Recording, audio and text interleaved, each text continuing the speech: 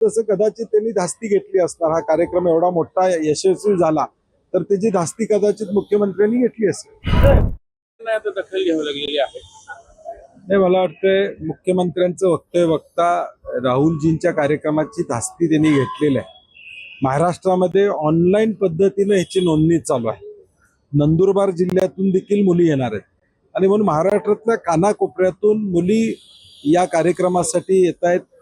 आमच्या भगिनी या कार्यक्रमासाठी येत आहेत कारण की त्यांना माहित आहे की त्यांचा आवाज, त्यांचे प्रश्न, मुलींचे प्रश्न, मुलांचे प्रश्न कोण मांडणार असेल तर ते फक्त राहुल गांधी या ठिकाणी मांडणार.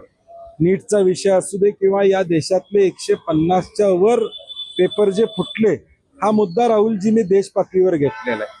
त्यामुळे आज पुण्यामध्ये ते येत आहेत, याची दखल त्यांनी सुद्धा त्या ठिकाणी घेतलेली आहे कारण की त्यांना माहित आहे की या विद्यार्थींना आशेचं किरण देणारे नेतृत्व म्हणजे राहुलजीच आहेत.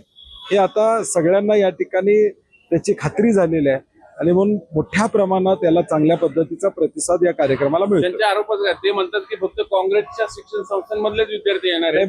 म्हणून मी सांगितलं काय की ऑनलाईन रजिस्ट्रेशन चालू आहे. ऑनलाईन मध्ये या राज्यातल्या सगळ्या मुली रजिस्टर करून त्या ठिकाणी येणार आहेत.